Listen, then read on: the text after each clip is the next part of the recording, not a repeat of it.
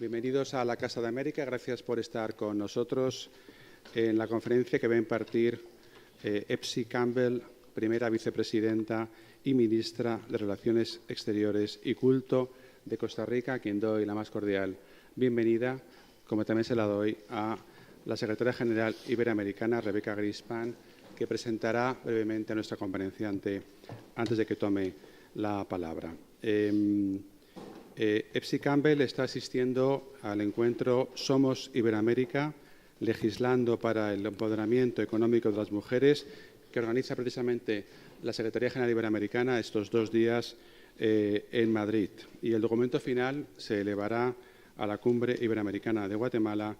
Se analizará y mostrará el alcance de la desigualdad legislativa que afecta al empoderamiento económico de las mujeres en Iberoamérica. Así que el encuentro que tiene lugar ahora en Madrid es de gran importancia y va a ser un contenido fundamental de la próxima declaración de la Cumbre de Antigua Guatemala.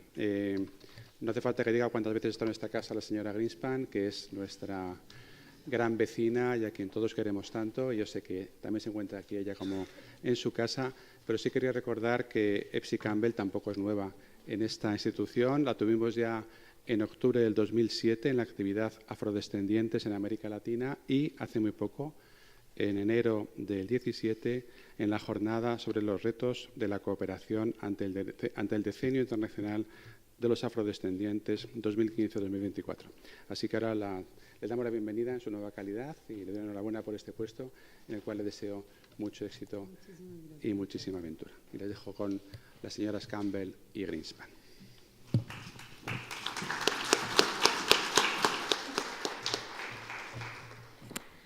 Híjole, qué luces. Quiero empezar agradeciéndole a la Casa de América y a sus autoridades, querido Santiago, muchas gracias por patrocinar incansablemente estos espacios de análisis y de reflexión. Quiero saludar a tantos amigos que están aquí con nosotros. Trinidad Jiménez, ex canciller de España. Muchas gracias, Trini, por estar con nosotros. Y quiero saludar también muy especialmente a la embajadora de Costa Rica aquí en España y ex vicepresidenta de Costa Rica. Ustedes, tienen 2 ex vicepresidentas y una vicepresidenta en ejercicio. Aquí, bueno, le faltan muy pocas para que estemos todas, ¿no?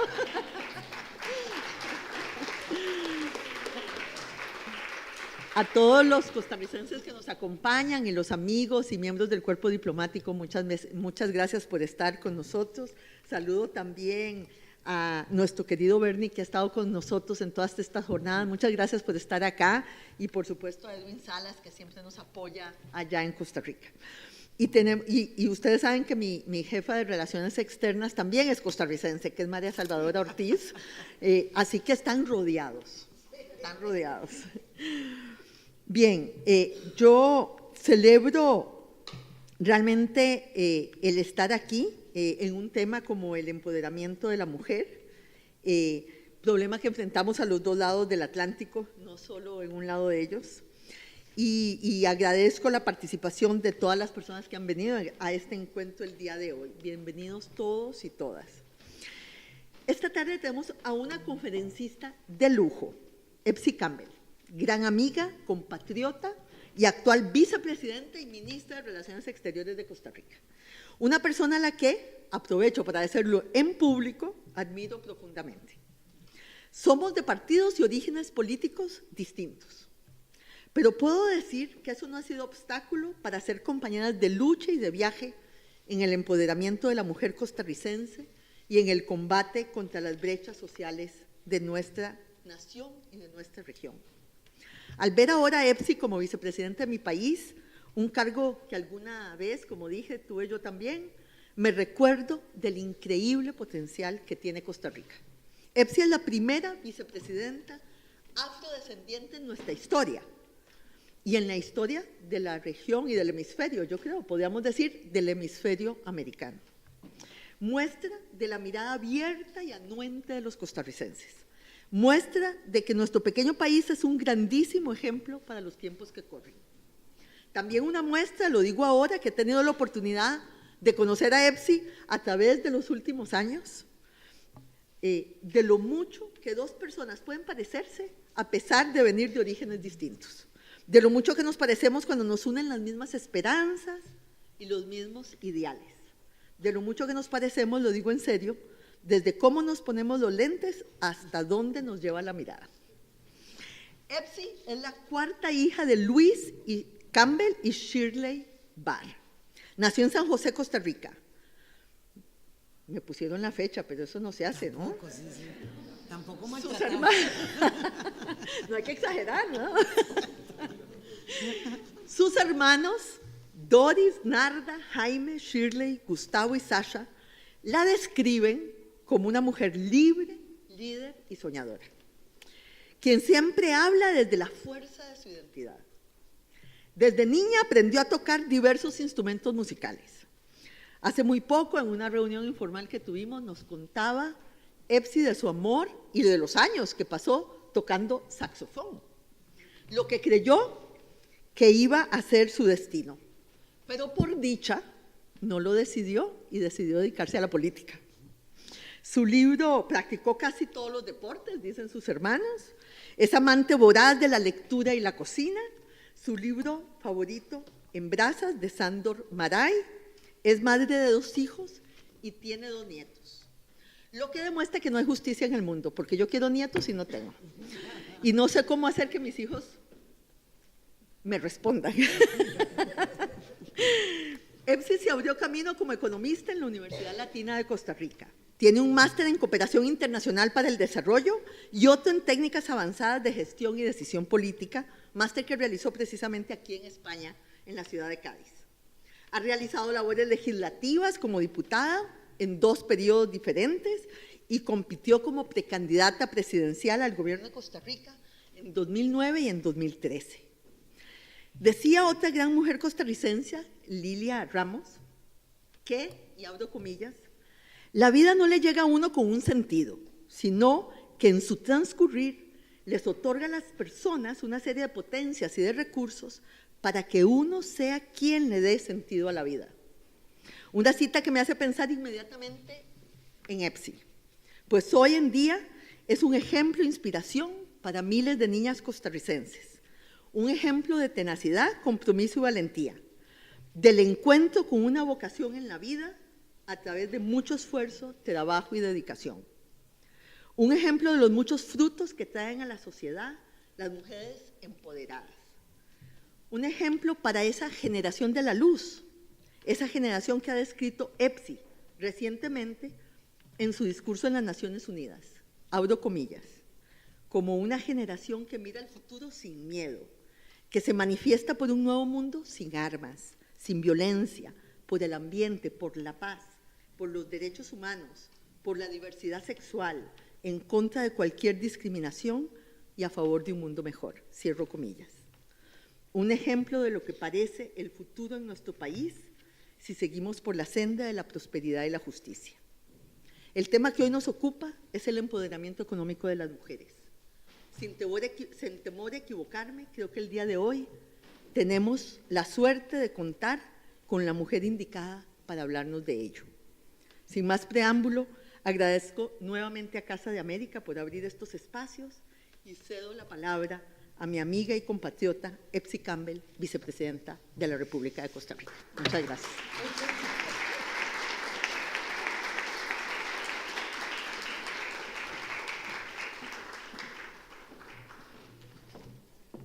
Confieso que después de esa presentación lo que debería decir es buenas noches para no desilusionar a nadie. Pero quiero saludar a Casa América y a Rebeca. A Rebeca y a la gente que me acompaña, a la embajadora Ana Elena Chacón, a quien es mi predecesora como vicepresidenta de la República, y como decía Rebeca, nos encontramos, aunque ustedes no lo recuerden, Ana Elena lo recordó, hace 11 años aquí, a propósito de una actividad que usted organizaba. Y entonces estábamos las 3. Y fue la posibilidad porque en ese tiempo Ana Elena, que también fue diputada, ella estaba diputada y yo venía saliendo de la Asamblea Legislativa. Entonces, como no hay casualidades en la vida, yo realmente lo que quiero compartir con ustedes es un poco del empoderamiento económico de las mujeres y los desafíos, pero lo quiero hacer desde esa certeza, desde la certeza que me da a mí, que vivimos tiempos difíciles, vivimos tiempos en donde es fácil no apostarle a la esperanza, sino pensar en que retrocedemos, retrocedemos y retrocedemos. Vivimos tiempos en donde cuando miramos lo que pasa en Costa Rica, en Centroamérica, con esa caravana de migrantes, o lo que pasa aquí en Europa recientemente, con tantas personas que buscan otros lugares que les den esperanza, que les den oportunidades. Vivimos esos tiempos en donde parece que a veces el odio de unos quiere propagarse en la humanidad. Yo estoy tan convencida de que vivimos un tiempo en el que estamos siendo testigos y testigas de la transformación más maravillosa que ha visto la humanidad en los últimos centurios, no en las últimas décadas. Estoy segura, y es verdad, estoy segura que estamos presenciando y siendo actoras y actores de un parto de una nueva generación.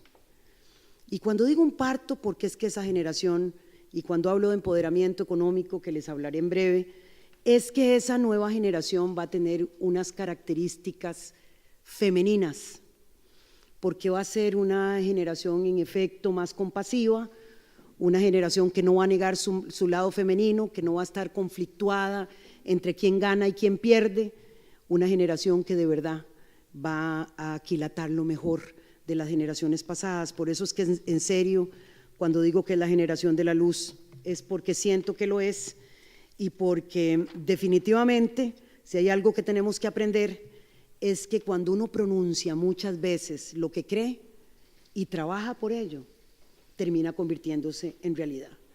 Y entonces, en estos tiempos en donde necesitamos mirar el futuro y miramos el empoderamiento, vamos a ver si puedo, el empoderamiento de las mujeres se convierte en un eje central. Quiero hablar desde la experiencia de Costa Rica, lo dijo muy bien Rebeca en su presentación. Yo realmente soy el producto de un país llamado Costa Rica. Yo realmente siento y estoy segura, porque he trabajado durante mucho tiempo a nivel internacional, que pueden existir muchas mujeres como una, pero que nacen en otros países, nacen en otras sociedades, y por lo tanto el resultado a lo que logran llegar es absolutamente diferente. Y en términos de lo que el país se planteó muchísimos temas en una generación nueva, con un presidente, el presidente Carlos Alvarado, ha aquilatado mucho de las luchas de las mujeres. La verdad es que yo vengo originaria de un partido en donde tampoco tuvimos que luchar por la paridad de género, ni mucho menos, porque cuando estaba en el estatuto fundacional desde muy al principio. Desde que yo cuando llegué al Parlamento por primera vez, llegó la primera fracción política paritaria, llegamos 14 de 57, éramos 7 mujeres y 7 hombres. Y eso ya estaba escrito desde que empezaba ese partido político. Y yo lo que siempre me llama la atención es que tampoco nunca se creyó que era un gran descubrimiento del partido. Es que eso era por lo que habían estado luchando sistemáticamente las mujeres dentro y fuera del país. Y lo que hizo el partido político fue tomar eso, que ya era una reivindicación de las mujeres, y colocarlo como una obligación político-partidaria. Entonces, al fin y al cabo, todo lo que una va caminando termina sembrándose para que florezca en un momento determinado. Y el empoderamiento económico de las mujeres se convierte en un tema crucial para el desarrollo de la humanidad, para el desarrollo de las mujeres en sí mismas, pero para lograr un crecimiento económico sostenido. Tenemos que avanzar de manera decidida en la autonomía económica, en la autonomía personal, en la autonomía física de las mujeres, porque efectivamente esas autonomías son con las cuales se genera un debate de respeto, de democracia y de paz, porque cuando reconocemos en la otra, cuando reconocemos en el otro los mismos derechos a los que uno le asiste, entonces tenemos la posibilidad de realmente ir transformando la sociedad. Y es que yo estoy también, y el país en esta administración está planteando que el promover el acceso y el disfrute a todos los derechos y a la plena incorporación de las mujeres en el mercado de trabajo como una puerta fundamental para, primero, no desaprovechar una parte del talento humano. Digo, ¿cómo vamos a crear crecimiento económico?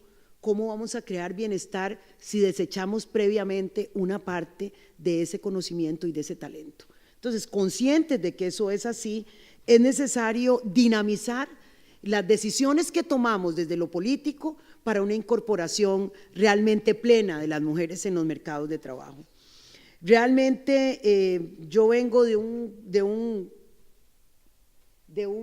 gobierno en donde es el primer gobierno paritario de la historia de Costa Rica y de nuevo, no era necesaria una ley para eso, era la decisión política. El presidente de la República, un hombre joven de esa generación que mira el futuro sin miedo, decidió escoger a la mejor gente y la verdad es que cuando la escoge resulta que más de la mitad eran mujeres. O sea, hubo un compromiso de paridad, pero lo más importante es que finalmente empezó a tratar de ubicar. Nosotros tenemos una propuesta de gobierno de unidad nacional, en nuestro gobierno hay personas de diferentes partidos políticos, no solamente de nuestro partido político, y entonces tenemos entre 53 y 56%, dice 56% de mujeres en el gabinete y 44% de hombres. Y eso permite también generar un imaginario colectivo democrático en un país que se tiene que desafiar bastante más que otros países. Realmente lo fundamental aquí es que el esfuerzo económico y político de las mujeres se conviertan en un elemento, generen un efecto multiplicador de la sociedad y que además ese efecto multiplicador permita que la vida en el espacio más inmediato de las mujeres se transforme producto del acceso a recursos productivos, a ingresos que permiten solventar las necesidades más básicas, pero también le abre el abanico de posibilidades al país para que realmente podamos crecer. Hay una realidad, el 30% de las familias más pobres, entre el 30 y el 40% de las familias más pobres son familias jefeadas por mujeres. Así que también si estamos haciendo un esfuerzo económico porque esas mujeres se inserten al mercado de trabajo, ya de por sí estamos haciendo uno de los mejores acciones para romper los ciclos de la pobreza. Entendiendo desde toda perspectiva que esos ciclos de pobreza son ciclos de pobreza que se deben de romper, como ya lo sabemos ahora, desde una perspectiva multidimensional, que tiene que estar el empleo, que tienen que estar las redes de apoyo para las mujeres, que tiene que estar la educación de calidad, que tiene que estar la vivienda, que tiene que ser un paquete de herramientas que permita que esa mujer, que esa familia realmente pueda, no solamente ella insertarse en el mercado de trabajo, sino que también contribuir a sacar a esa familia de la situación de exclusión en la que se encuentra. Necesitamos en esta lógica de empoderamiento económico de las mujeres, eliminar una serie de brechas que existen. Realmente hay unas brechas estructurales sobre las que ya hemos venido trabajando. Yo pienso que es súper placentero para una mujer como yo, para mujeres como Salvadora, como Anelena, como Rebeca, también estar en un país en donde muy mayoritariamente el gabinete está integrado por mujeres. O sea que realmente eso que parecía una revolución de un pequeño país allá, aquí lo multiplicaron como que con 56%, si puede ser el 75%.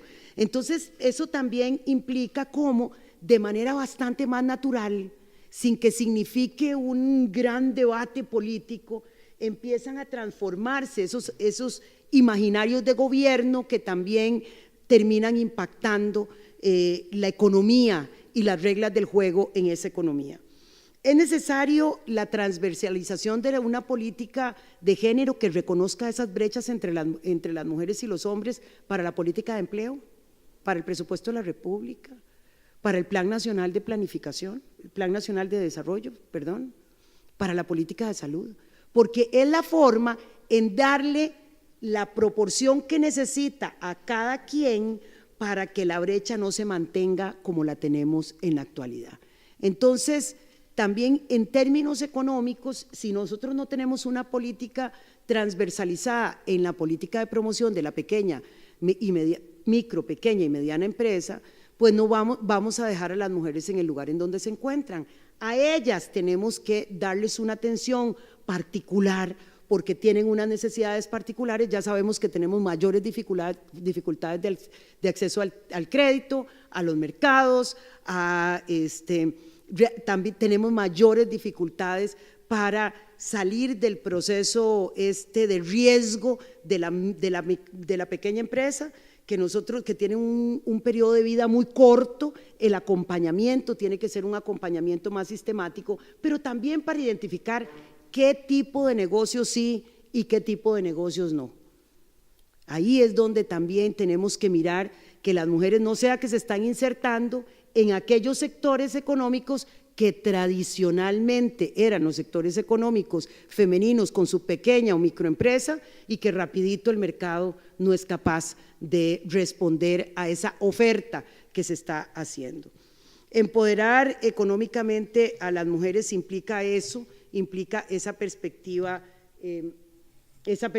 multidimensional.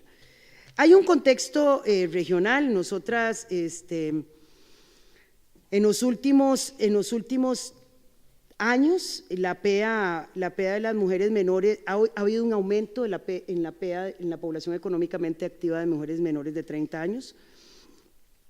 Solo en la última década 23 millones de mujeres se han integrado al mercado de trabajo y eso es una cantidad impresionante. Rebeca decía hoy un dato, yo lo tenía más discreto, pero Rebeca decía que la incorporación de las mujeres a la economía podría permitir que un crecimiento del Producto Interno Bruto del 25%, o sea, una cuarta parte. No dijo lo otro, pero estoy segura que con esa incorporación de las mujeres a la población económicamente activa, necesariamente se disminuyen las brechas de desigualdad, porque la primera que se va a disminuir es la brecha económica entre las mujeres y los hombres. La segunda que se va a disminuir es una brecha entre aquellas familias que están jefeadas por mujeres y las que tienen dos fuentes de ingreso. No lo dijo también, pero cuando las mujeres de los sectores más pobres se incorporan a los mercados de trabajo también van a generar un efecto multiplicador en esas comunidades. Entonces, no solamente es el crecimiento del Producto Interno Bruto, con certeza la incorporación de las mujeres al mercado de trabajo disminuyen las brechas de desigualdad, porque además, eso ya está demostrado científicamente, las mujeres distribuyen mucho mejor el ingreso, no solamente a lo interno de sus familias, sino que en las comunidades de las que forman parte. Pensando en ellas, una piensa en los desafíos que tenemos en algunas comunidades, en donde si tenemos pocos recursos para sacar de la pobreza algunas comunidades, la inversión tiene que ver con trabajo más ese paquete de servicios que requieren las mujeres, y allí vamos a ver en el corto plazo una modificación importante de las transformaciones. Las mujeres seguimos participando en menor cantidad que los hombres en los mercados de trabajo, y yo quisiera decir que aquí Costa Rica tiene una tarea y yo espero que podamos asumir ese desafío. Uno de los países en donde con esta película, con esta fotografía que les hemos dado de la participación política de las mujeres, uno de los países en donde menos ha crecido la PEA femenina es en mi país, Costa Rica. Pese a que tenemos más de 15 años que más mujeres se gradúan que los hombres en las universidades, pero nos mantenemos con una PEA del 43%, 42, 43%. mientras que en países como Suecia, esa misma población económicamente activa de las mujeres es del 74%. O sea que esa brecha en un país como Costa Rica no se justifica y nosotros tenemos que hacer esfuerzos muy importantes en materia de incorporación de las mujeres a los mercados de trabajo. Las mujeres participan y, como les decía, en América Latina supera en los logros académicos terciarios, las mujeres superan a los hombres. Sin embargo, tenemos que decir también que las mujeres, una de las cosas que no hemos podido romper totalmente es la orientación vocacional y en cuáles carreras se están graduando las mujeres.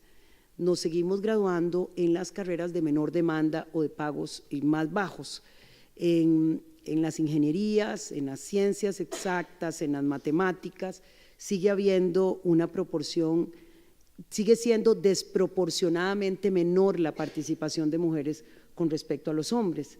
En mi país sigue siendo 80-20 y eso era así hace 30 años.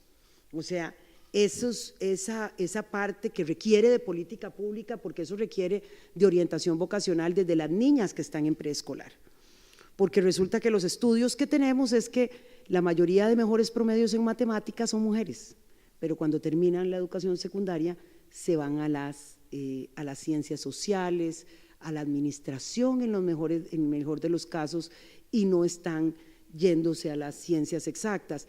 En las ciencias médicas sí ha aumentado sustantivamente la participación de mujeres y en casi todas las facultades se están graduando 50% de hombres y 50% de mujeres.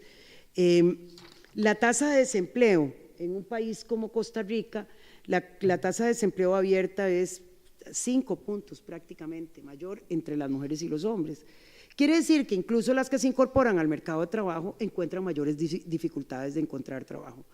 Digamos que aquí habría que hacer algunos estudios, tal vez la Secretaría Iberoamericana nos pueda ayudar, porque tal vez la lógica de lo que está pasando es que las mujeres sí están incorporadas a los mercados de trabajo, aún las profesionales, pero de manera más informal. Y entonces quedan subsumidas en estos indicadores cuando solo vemos los indicadores de la formalidad. Entonces allí puede ser que haya una participación muy creciente de mujeres profesionales que estén subempleadas o empleadas parcialmente o que parezca que no están buscando trabajo porque tienen realmente contrataciones que no las incorporan directamente a los mercados de trabajo. No sé, creo que ahí puede haber una veta de información de lo que podría estar pasando en los mercados de trabajo. Igual hay que decir que por cada 10 puestos de dirección, tan solo 3 llegan a ser ocupados por mujeres. O sea, el esfuerzo que se hace, los desafíos que se tienen que enfrentar, los obstáculos mayores y al final, a la hora de ser quienes toman las decisiones siguen siendo tomadas en los puestos de dirección en un 70% por hombres. Y también seguimos con un problema que sigue siendo sistemático de que realmente las mujeres están recibiendo menor salario por el mismo empleo. Y realmente muchas de las empresas que feminizaron las direcciones, como el sector financiero, hay una feminización de la dirección del sector financiero, entonces ahí cayeron los salarios de los gerentes. En una parte importante del sector privado empieza, tanto aumenta la feminización de las direcciones, igualmente aumenta disminuye los salarios relativos que se están ofreciendo en esos mismos puestos. Así que realmente hay que hacer un esfuerzo, yo insisto yo, que es de política pública y a nivel internacional, porque la brecha de género sigue afectando la competitividad de los países. Entonces, realmente si queremos hacer de nuestros países más competitivos en América Latina, en un país como el mío, el esfuerzo que estamos y que tenemos que hacer en materia de incorporación económica de las mujeres es un esfuerzo que le contribuye al índice de competitividad de nuestro país. Y eso es de acuerdo al reporte global de equidad de género en el Foro Económico Mundial. O sea, eso es ya directamente constatado. Si usted realmente quiere tener mayor competitividad, invierta invierta directamente en la incorporación de las mujeres. Costa Rica hizo un esfuerzo internacional desde la anterior administración, copresidiendo el Grupo de Campeones del Empoderamiento Económico de las Mujeres. Y aquí lo que se pretende y lo que se pretendía, que es un panel que aglutinó a 19 países de América Latina, Europa, América del Norte, África y Asia, era para dar compromisos, un seguimiento a los compromisos del panel de alto nivel de empoderamiento económico de las mujeres. Aquí quiere decir que tenemos un espacio global y tenemos que seguir promoviendo los espacios globales de seguimiento para ver cómo vamos caminando en el empoderamiento económico de las mujeres. El objetivo número 5 no se va a poder cumplir de aquí al año 2030 si no hacemos un esfuerzo particular en el empoderamiento económico, en la participación económica de las mujeres, en la inserción de las mujeres en los mercados de trabajo, en las redes sociales y productivas de apoyo a las mujeres para que efectivamente puedan dedicarse y estar incorporadas en el mercado de trabajo.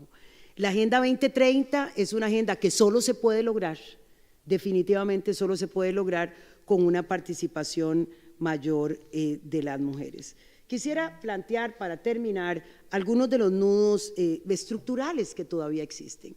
Bueno, desde las cosas más básicas sobre las que tenemos que trabajar, como las normas sociales y culturales que todavía están y son una característica de nuestras sociedades. Hay leyes y regulaciones que son discriminatorias porque no reconocen la diferenciación que tienen las mujeres en los mercados de trabajo.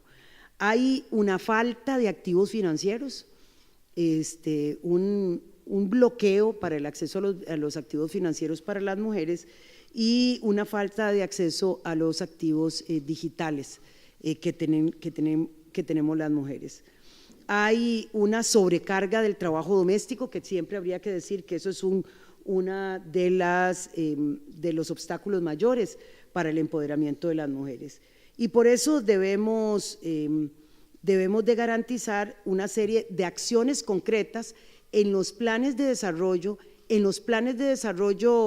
nacional y en los planes globales de la Agenda 2030, con acciones que vayan muchísimo más puntualizadas, en donde podamos ir midiendo año con año qué es lo que vamos logrando. Nosotros no podemos esperar a que llegue el año 2030 para decir qué fue lo que no hicimos, sino que tenemos que tener todos los años, medirle la temperatura a las sociedades para ver cómo es que vamos avanzando, en dónde nos estamos quedando pegadas, dónde están las dificultades más importantes, porque de fijo, si lo hacemos así, vamos a tener la posibilidad de hacer una transformación social importantísima y el 2030 nos va a encontrar mucho más cerca de la igualdad entre las mujeres y los hombres.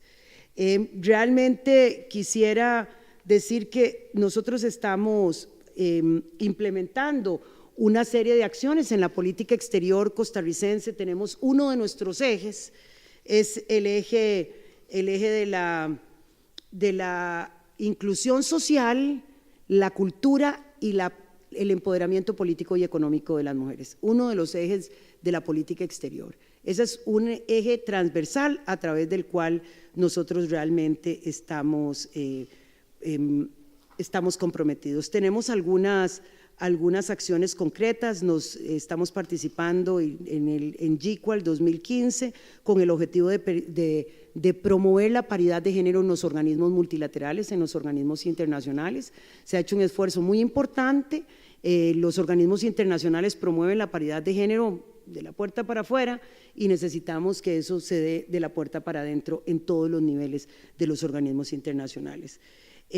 Costa Rica ha lanzado algunas iniciativas como la iniciativa For All Coalition, que lo que pretende es insertar el lenguaje y la perspectiva de género en todos los tratados y convenios internacionales relacionados con el cambio climático y la biodiversidad. Actualmente tenemos el sello de igualdad de género, que se otorga, que es una certificación a las empresas y organizaciones que hacen un trabajo demostrado para cerrar las brechas de paridad dentro de las empresas y las instituciones. Y actualmente se promueve una iniciativa de paridad de género en coordinación con el Banco Interamericano de Desarrollo, con el propósito de incorporar algunas acciones concretas a nivel nacional que permitan cerrar la brecha económica de las mujeres. La próxima semana vamos a estar lanzando esta iniciativa. Yo nada más quisiera decirles que nosotros tenemos un esfuerzo importante, tenemos una ley de promoción de igualdad social de las mujeres, tenemos una ley de prevención de la violencia doméstica, una ley de paternidad responsable. Esa ley ha tenido unos impactos muy interesantes, ¿verdad? Porque efectivamente ya ahora los muchachos se cuidan bastante más, porque saben que efectivamente existe una responsabilidad directamente relacionada si hay un embarazo y se declara afirmativamente por parte de la madre quién es el padre. Entonces hay también un cambio de comportamiento cada vez mayor en términos de la paternidad responsable. Tenemos el Instituto Nacional de las Mujeres, el Plan Nacional de Atención, Prevención y Protección de Violencia y una política de igualdad una política de igualdad efectiva entre las mujeres y los hombres.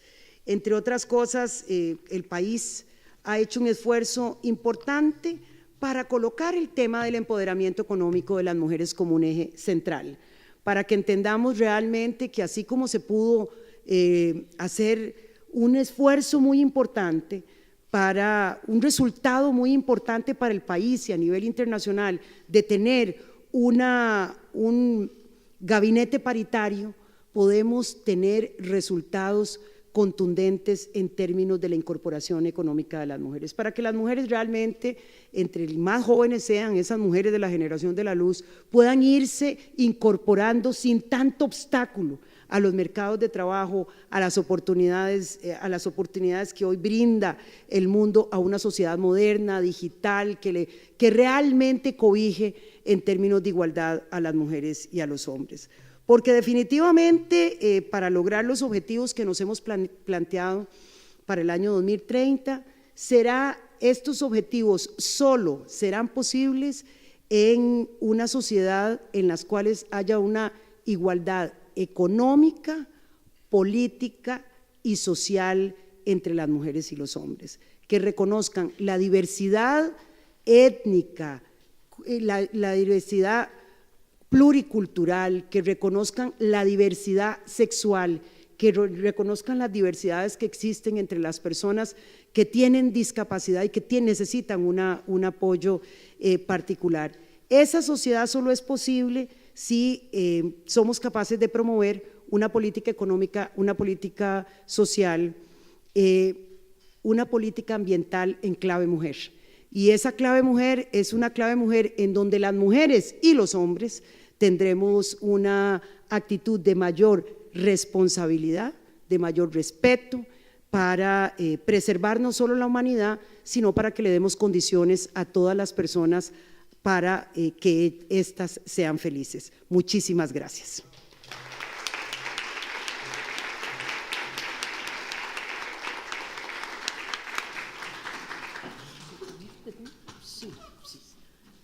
Podemos aceptar un par de preguntas, yo creo.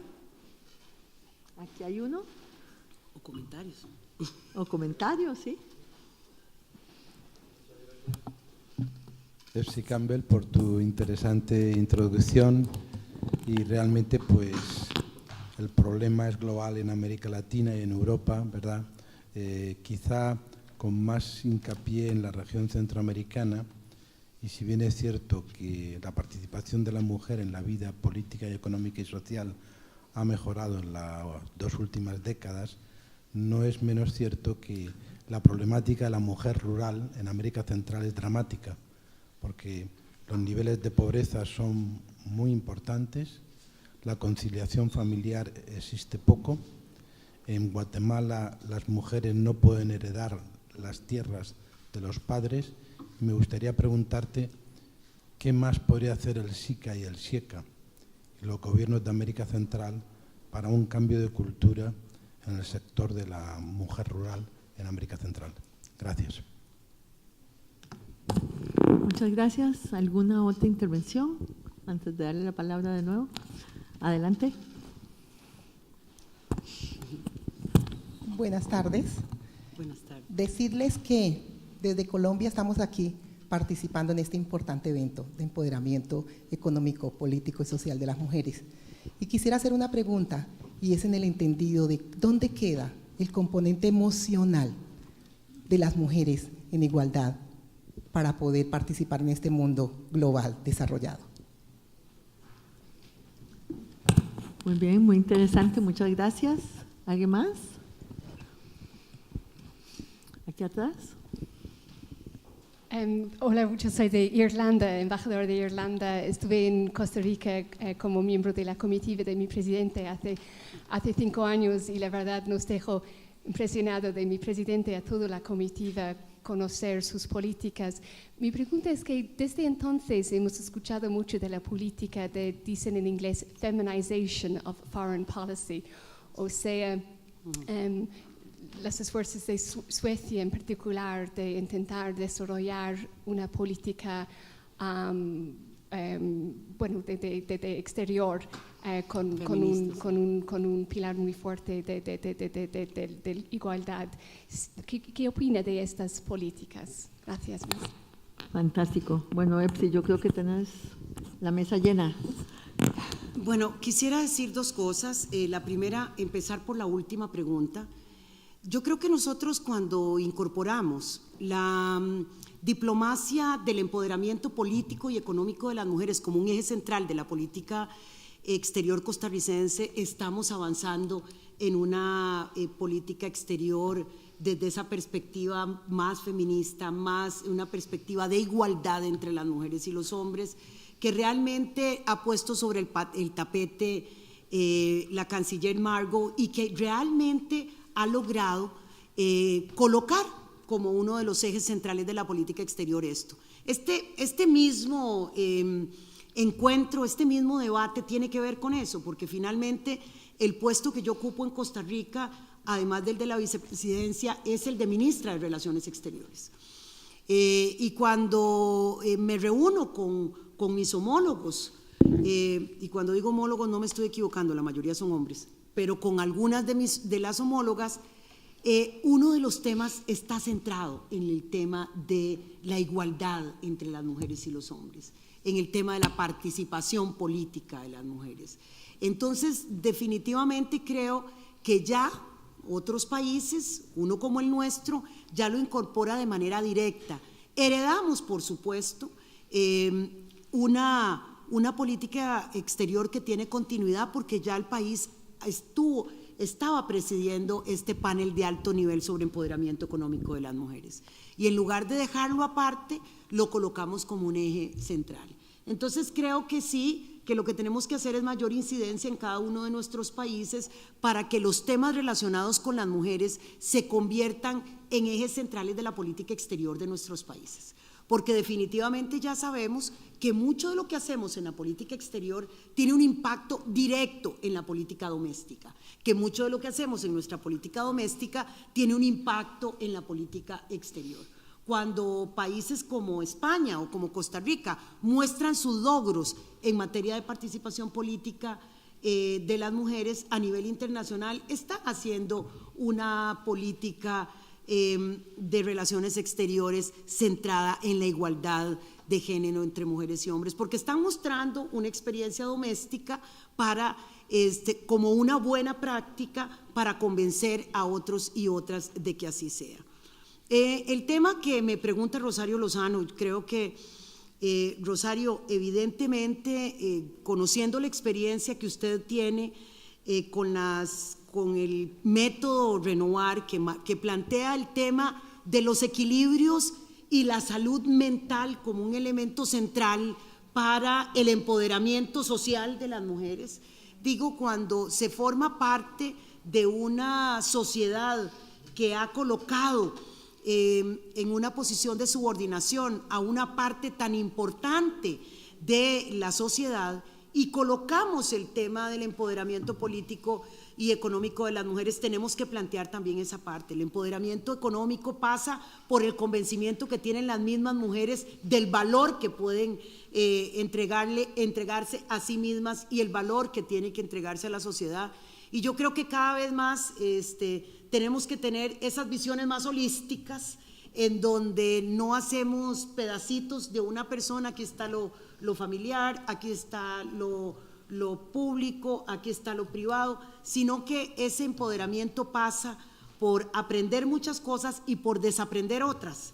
Y en términos internos creo que esa visión de mujeres y hombres más saludables emocionalmente, que se traten con respeto los unos y los otros, que logren dejar atrás muchas de las cosas que a veces nos hacen caminar lento porque vivimos pegados y pegadas en el pasado, no solo lo que nos pasó a nosotros, sino lo que le pasó a nuestras generaciones anteriores, lo que le pasó a otras mujeres. Por eso es que efectivamente cuando yo pienso en el futuro, yo digo hay que mirar atrás para ver qué es lo bueno que atrás tenemos que heredar de lo de atrás, pero también tenemos que sanar una serie de cosas del pasado, porque si no vamos a vivir en un pulso permanente para ver quién gana la partida de la historia. Y la partida de la historia se gana con una generación mejor, con más oportunidades, con derechos. Esa es la verdadera partida. Entonces sí creo que el elemento emocional, de salud, el elemento de seguridad interna, esos elementos son centrales para el empoderamiento económico y social de las mujeres. Y finalmente, ¿qué más podemos hacer en SIECA y SICA? Bueno, nosotros tenemos un espacio de coordinación de las políticas de género en la integración centroamericana. Ese espacio de coordinación ha sido un elemento que nos permite a los organismos de mujeres avanzar en intercambios de políticas, pero es que yo estoy convencida que la política en favor de las mujeres no se puede quedar en la institucionalidad de las mujeres. Nosotros tenemos que empezar a mirar en la política económica regional, en la comercial, en los temas de fortalecimiento de la pequeña y mediana empresa a nivel centroamericano, una política que esté claramente dirigida con recursos hacia las mujeres centroamericanas. Centroamérica tiene en algunos países más que en otros un nivel de no solo de desigualdad sino de pobreza que realmente le hace imposible pensar en el cumplimiento de cualquier objetivo de desarrollo en el mediano plazo si no hacemos una clara inversión allí. Así que más bien yo diría que pensando en la SIECA, pensando en el SICA, en el Sistema de Integración Centroamericana, pronto cumplimos 200 años de vida independiente, tendríamos que tener una política vigorosa de incorporación política y económica de las mujeres en todas las secretarías, principalmente en las más estratégicas. En la económica es una de ellas, en la ambiental es otra de ellas, para garantizar que también el sistema de integración centroamericana ponga un valor agregado a la política de igualdad que estamos impulsando dentro de los países. Muchísimas gracias. ¿Puedo añadir algo, Epsi, ahí a las mujeres rurales? ¿Puedo contar una anécdota? Claro, claro. En la primera mitad de los 90 hicimos un proyecto sobre las mujeres productoras de alimentos en Centroamérica. Y una de las cosas que hicimos fue tomar las encuestas de hogares para donde se determinaba quién estaba empleado, quién no estaba empleado, ¿no? Y analizamos las respuestas que las mujeres daban cuando decían que no eran trabajadoras. Porque ustedes saben que muchas de las mujeres decían, uno les preguntaba, ¿usted trabaja? Decían que no. Entonces habían otra serie de preguntas que se hacían, que decían, bueno, ¿y usted qué hace? ¿Verdad? Descríbame su día, ¿no? Y entonces las mujeres nos describían su día. Ahí, esas preguntas eran propias de la población inactiva. Exacto. De la población inactiva. Entonces nosotros tabulamos las respuestas de la población inactiva. Y resultaba que las mujeres rurales, que en general decían que no trabajaban pues mucho más que todos los demás. Pero no solo trabajaban mucho más que todos los demás, como si sabemos que trabajan en el hogar, trabajan en los hijos, no, trabajaban en la parcela. alrededor, en promedio, de 4 horas al día en la parcela. No me estoy refiriendo a lo que siempre nos decían los ministros de Agricultura de aquella época, a las gallinitas, ¿no? Que las mujeres tenían un solar y trabajaban en el solar alrededor de la casa. No, trabajaban en la parcela que quedaba muchas veces alejada del hogar.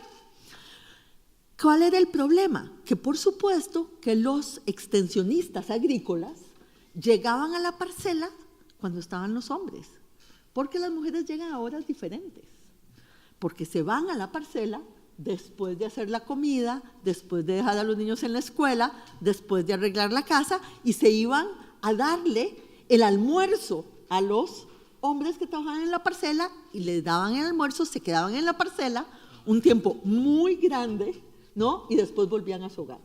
Pero los extensionistas agrícolas no veían a esas mujeres, porque en general planeaban sus visitas a las parcelas precisamente cuando sabían que había la mayor concentración de hombres en la parcela.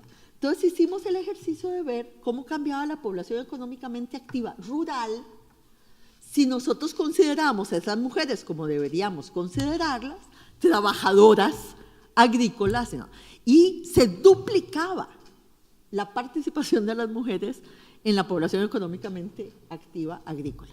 Una cosa que EPSI también ha dicho muchísimo y que todos hemos dicho, el problema de las estadísticas y de la invisibilidad, ¿no?, del trabajo de las mujeres, muchas veces no remunerado, pero ciertamente productivo, no solo en el hogar. Y nosotros recorrimos con estas encuestas toda la región centroamericana, ¿no? Y hablábamos con los ministros de Agricultura. Estábamos en los 90, todavía no estábamos como muy de moda en la equidad de género, ¿no? Y por supuesto nosotros le decíamos, porque también les preguntábamos qué actividades hacían, ¿no? Y por supuesto ellas se especializaban en ciertas actividades de todo el proceso agrícola. Y nosotros le decíamos a los ministros, mire, ministros, usted no puede capacitar a Juan en lo que hace Juana, porque eso es bastante ineficiente, ¿no? Si se trata de la recolección, si se trata de la selección del producto, si se trata de ir al mercado, lo hacían las mujeres, no lo hacían los hombres.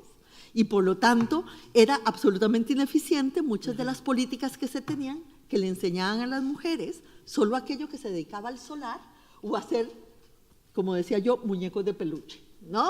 Entonces les daban capacitación haciendo muñecos de peluche que nunca vendían, pero su actividad productiva realmente estaba en el sector agrícola y estaba en la parcela. Y yo creo, desgraciadamente, Tomás, que eso sigue pasando, ¿no? Que hoy en día, a pesar de todo el esfuerzo que hemos hecho, todavía muchas veces en las estadísticas las mujeres rurales siguen invisibilizadas en actividades que, al fin y al cabo, ellas realizan, pero que todavía no tomamos en cuenta. Yo nada más quería añadir un tema en lo que estás diciendo y tiene que ver con ese trabajo productivo no remunerado que además no les genera derecho en el caso de que hay una decisión familiar para acceder a los recursos productivos adicionales para esa misma finca, ni la tierra, ni el crédito, ni nada. Porque pese a los esfuerzos que hemos hecho algunos, Costa Rica ha hecho un esfuerzo muy importante en términos de la propiedad de la tierra, de aquellas parcelas que son otorgadas por el Estado, porque son parcelas que son inscritas a nombre de las mujeres y los hombres. Ahí no hay discusión alguna. Pero resulta que lo que nos hemos dado cuenta es que en banca de desarrollo, por ejemplo, que tenemos un esfuerzo financiero tan importante, con una cantidad de recursos muy importante, pues los recursos no le llegan a las mujeres. Los que son sujetos de crédito al final son los señores, pese a incluso a que la parcela esté en nombre de los dos, porque terminan reproduciendo algunos estereotipos a la hora de solicitar el crédito que no se los piden a los hombres. A las mujeres casi que le piden permiso y su esposo está de acuerdo, su compañero está de acuerdo en este crédito que usted está haciendo. La tierra está a nombre de los dos, pero a él no le preguntan si la esposa está de acuerdo cuando él llega a hipotecar ese pedacito de tierra. Entonces, se ha hecho un esfuerzo por una banca dirigida a las mujeres, algunos buenos y otros no tan buenos, ¿verdad? Porque luego el sistema financiero vuelve a estereotipar a las mujeres, porque los tomadores de decisión son tomadores de decisión insensibles a la realidad económica real de la sociedad, no a la realidad de las mujeres. Es que los extensionistas lo que estaban era desconociendo el campo, en realidad, no es que estaban desconociendo a las mujeres, estaban viendo con un ojo, no estaban viendo lo que realmente pasaba en términos de la distribución. Entonces, efectivamente, la transformación es una transformación tan estructural que implica necesariamente que primero no nos neguemos a ver lo que la realidad está mostrando, ¿verdad?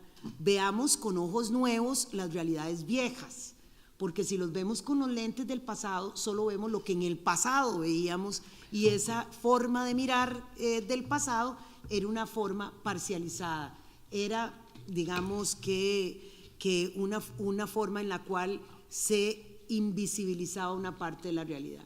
Segundo, solamente con acciones afirmativas concretas se obliga a los tomadores de decisiones a mirar esa otra parte. No es posible una banca de desarrollo que no tenga como meta que el 30% de los recursos deben de llegar a las mujeres. No les llega, se los digo, no les llega, no hay forma en que les llega, y entonces el propio banco tiene que hacer una cosa que se llama banca mujer, en lugar de coger la cantidad de recursos financieros que tenemos para distribuirlos de una manera equitativa, aunque fuese creciente, digamos que el primer año no le das el 30%, digamos que el 10%, y digamos que en 5 años se llegó al 50%, pero si no hay políticas específicas para romper las estructuras económicas que existen, que ponen a las mujeres en una condición de desventaja en el sector rural, en el sector de turismo, en algunos sectores de servicios, en las nuevas áreas digitales, etcétera, si uno no logra tener metas puntuales sobre las cuales después es necesario rendir cuentas, lo que pasa es que los cambios van siendo más lentos. Siempre se dan, ¿verdad? Pero son mucho más lentos y no tenemos tiempo para esperar. Muchísimas gracias.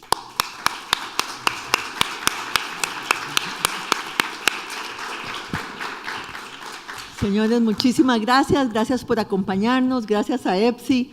Y como les advertí, estábamos ante una gran líder de nuestro país y de toda la región. Muchísimas gracias a todos por acompañarnos. Muchas gracias.